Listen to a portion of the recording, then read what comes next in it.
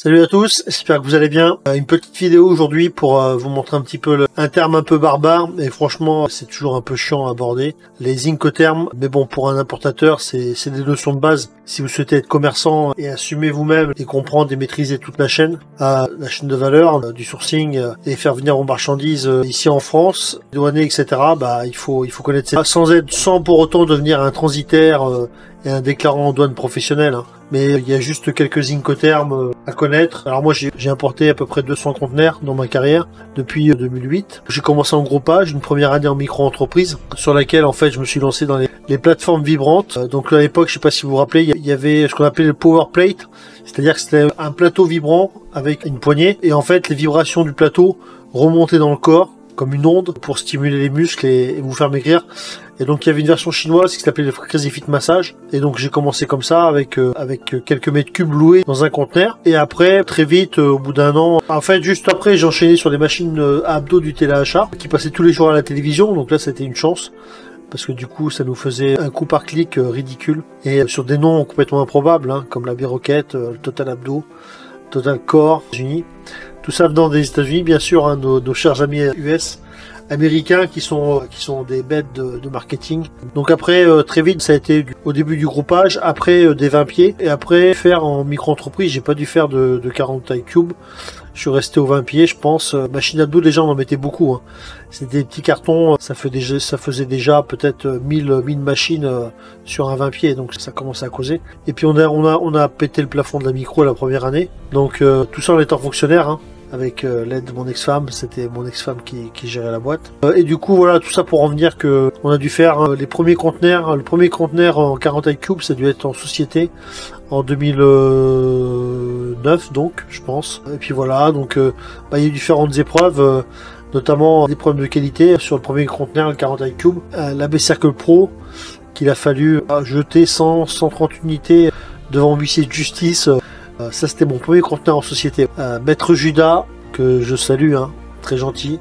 Maître Judas sur Angoulême, même pas Maître Judas, mais très très gentil. Il a fallu jeter 130 machines à 100 balles pièce, et j'ai pas perdu d'argent sur le conteneur, hein.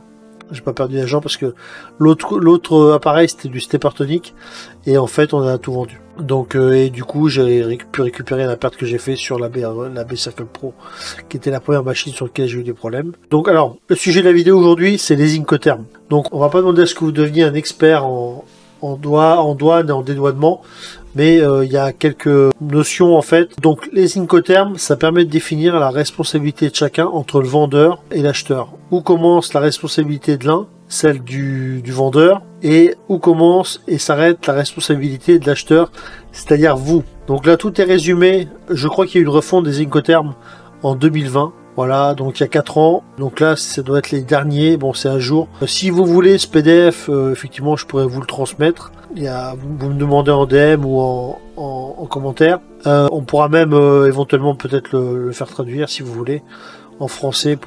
Ça peut être sympa de le garder quand même si vous avez des velléités dans l'importation. Alors les incoterms qu'on a nous le plus utilisé, c'est le FOB Free On Board. Ok, donc là le transfert en bleu donc représentait le vendeur, en couleur or représentait donc l'acheteur, donc en vert en fait les responsabilités peuvent être partagées. Donc là il y a les différents modes de transport, l'avion, le train. Pendant le Covid, on a fait venir des conteneurs par train. D'ailleurs, on est passé par la Russie. On s'est aperçu que nos conteneurs étaient ouverts en Russie. Alors, on est passé par la Russie, la Pologne, etc., jusqu'en Belgique, en fait. Et nos conteneurs étaient ouverts en Russie. Et donc, le numéro de scellé avait changé dans les documents, puisqu'ils enlevaient un scellé. Le conteneur, en fait, tous les conteneurs ont un numéro unique. Et systématiquement, en fait, pour être sûr que la marchandise, le conteneur n'ait pas été ouvert, il y a un scellé métallique qu'on est obligé d'ouvrir avec une disqueuse, avec un numéro précis, et sur le BL, qui est le titre de transport maritime officiel, qui existe en 3 exemplaires originaux, et indiqué le numéro du conteneur et le numéro de scellé. Et du coup, en Russie, en fait, on s'est aperçu que les conteneurs étaient ouverts parce que le numéro de scellé avait changé une fois arrivé, et parce qu'ils vérifiaient si les marchandises étaient de la nature qui était annoncée sur les documents. Ça s'est toujours bien passé, hein. Donc, ça nous permettait de gagner à peu près 2 semaines, 2 à 3 semaines de transport. On est sur 5-6 semaines sur du fret maritime. Et là, on passait à 3 semaines. C'est vraiment un gain de temps phénoménal. Au niveau cotation, prix, donc à l'époque, avant qu'ils nous pètent un plomb, les CMA, CGM, et qui nous piquent un peu notre argent quand même, hein, parce que en 2000, je crois que c'est 2022, hein, qui a eu la hausse du fret. On a perdu, moi j'ai perdu 200 000 euros, hein, parce qu'on a eu des taux de fret à 14 000, 16 000 $, chose qu'on n'a jamais connue, parce que du 40 pieds on le payait nous 2004, 2005, hein. Pendant des années, on a payé le fret, c'est un conteneur, un 40 cube, donc le plus gros conteneur possible, hein, sur les 3 tailles les plus couramment connues, répandues, c'était 2005. Donc on est passé d'un coup à 14 000 pendant le Covid.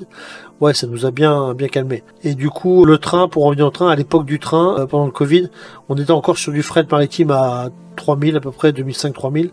Et le fret ferroviaire était à 7000 à peu près, 7500 $ le conteneur. Nous, on s'y retrouvait quand même, puisque il valait mieux avoir de la marchandise sur laquelle on faisait moins de marge, dû au surcoût du fret ferroviaire, et faire des ventes, quoi. Et nous, c'est très saisonnier, donc les trampolines, il ne s'agit pas de les recevoir en septembre. Voilà.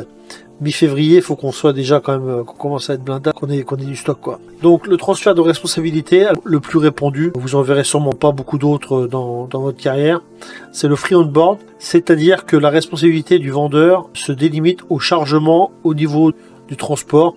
Bon, c'est plutôt un Incoterm exclusivement utilisé pour le transport maritime, et du coup les risques, les coûts, les formalités export, tout ça s'incombe jusqu'au chargement dans le conteneur par le fournisseur. Mais bon, puisque c'est quand même le transitaire qui va être une boîte française, je pourrais vous en donner d'ailleurs des contacts, qui va s'occuper de tout en fait, et qui va affréter un conteneur vide pour charger à l'usine. Donc les hommes de l'usine chargent le conteneur, ok, et c'est le transitaire qui s'occupe de tout jusqu'à votre livraison finale, hein. Donc il y a pas mal d'étapes entre temps, mais en tout cas pour ce qui est des Incoterms qui définissent en fait la responsabilité entre l'acheteur et le vendeur sur une transaction de commerce international. Donc le free on board, la responsabilité du vendeur s'arrête au chargement. Et après donc c'est votre responsabilité avec votre transitaire de prendre une assurance maritime. Je vous invite vraiment à demander systématiquement à prendre une assurance maritime. Moi durant ma carrière, ça fait quand même 15-20 ans que j'importe 200 conteneurs. Parfois par défaut, le transitaire va pas vous coller une assurance maritime, parce que un porte-conteneur qui coule, c'est extrêmement rare. Mais sauf que le jour où vous savez, et je croise du doigt, hein, je touche du bois, le jour où ça va vous arriver, ou ça peut vous arriver, vous êtes bien content d'avoir l'assurance, même si ça va être long, etc. Même si à un moment donné vous avez emprunté pour acheter votre marchandise, comme moi ça m'est arrivé au début, vous êtes bien content de pouvoir apposer une assurance à votre prêteur, pour dire t'inquiète pas, bon les échéances là je peux peut-être pas les régler, mais j'ai une assurance qui va couvrir la totalité du conteneur et donc de l'emprunt. Donc c'est vraiment, c'est même pas une option, c'est le transitaire, vous lui demandez l'assurance maritime. Ok. Alors voilà, le free on board c'est ça. Alors on va pas aborder encore maintenant la question des inspections, sans les aborder profondément. On peut les évoquer quand même, hein, parce que c'est super important. Hein.